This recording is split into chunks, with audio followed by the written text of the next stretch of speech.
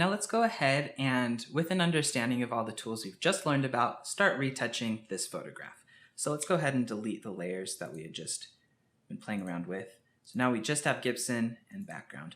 One thing that's useful with composites is to make your adjustments within a smart object, especially if you're cutting out elements and then placing them in areas of your composite. You want to be able to make sure that you're not getting too cluttered within here with just tons and tons of layers.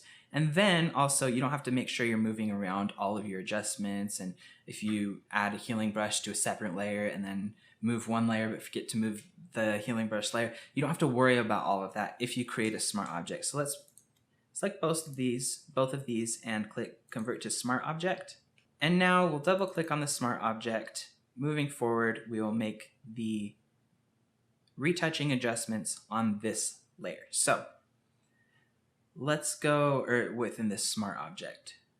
So we can exit out. This is the background layer that we had opened up. I'll exit out of that. So now we have the document and then our smart object. So in here, let's go ahead and add a new layer.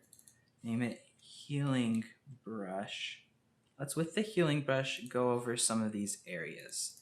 So I will use healing brush tool, and let's see, this is one area. I have like this weird thing here. I think it's like a piece of hair when I shaved.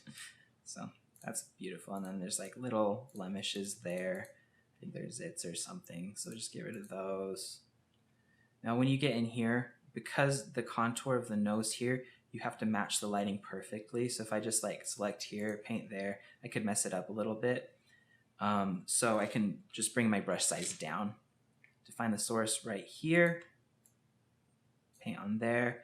Now I've made much more specific changes on my image. You can see that we're getting into like areas where you're looking at individual pixels. So it's getting a little too specific, honestly, but we're just showing how we can use the spot healing brush tool, or the healing brush tool, in this type of situation. Now let's go down here.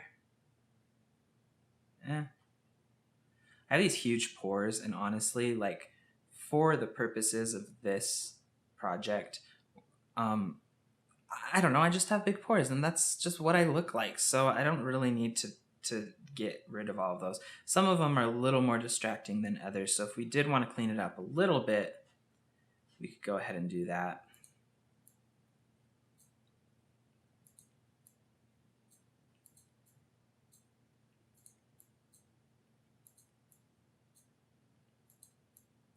Now do whatever you want. It can get uncomfortable looking at your face this closely, to be honest. And when you're working on a composite, the great thing is that usually your subjects aren't right smack dab, like huge blown up right in front of you. So those tiny little adjustments aren't as big of a deal.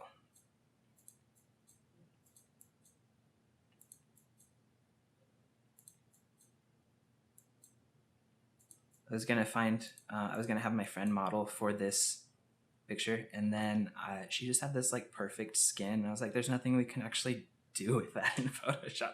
So I did it instead. And it's a little awkward going over someone's face with just like pixel by pixel, make sure you're analyzing everything correctly. So I thought it would be easier if I just did it for myself. Okay, then up here, remember we used the patch tool on this scar right here, and it worked perfectly. So let's do that again. This area right here, drag it. Oh, we have to do it on the Gibson layer. So let's Control J to make a copy of the Gibson layer, so that now any edits that we're doing, because they're destructive edits, we still have a background to reference that hasn't been adjusted in case we want to undo some of the work we've done. Drag that down there, Control D to deselect. That did a perfect job. But now, again, we have those patterns that have been somewhat duplicated. So let's select this area again, place it over that. And then I could just get rid of this little blemish there too. A lot of times what I do is I'll like zoom in, work really hard on an area, and then I'll zoom out and be like, oh, I did it too much, or That was totally off. What was I doing? So make sure you're zooming in and out, because sometimes the changes you make, you can just tell by getting kind of further back perspective. Yeah, that looked good, or that was too much. And you don't get so lost in what you're doing. So I'll leave everything else as is. And now let's go back to the main document. Actually, so now let's look here. Because I'm not like, I guess we'll just make some changes for the sake of it. I don't mind that I have freckles, but I just like, if you want to play with it and see what you can do, then this is a great time to try out some stuff. I have some discoloration here, so I can like select this area.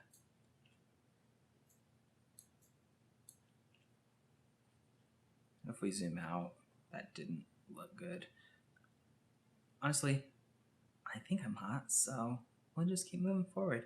Now, in the next section, I'll teach you about some of the really fun tools that you can make some more extreme adjustments with in Photoshop.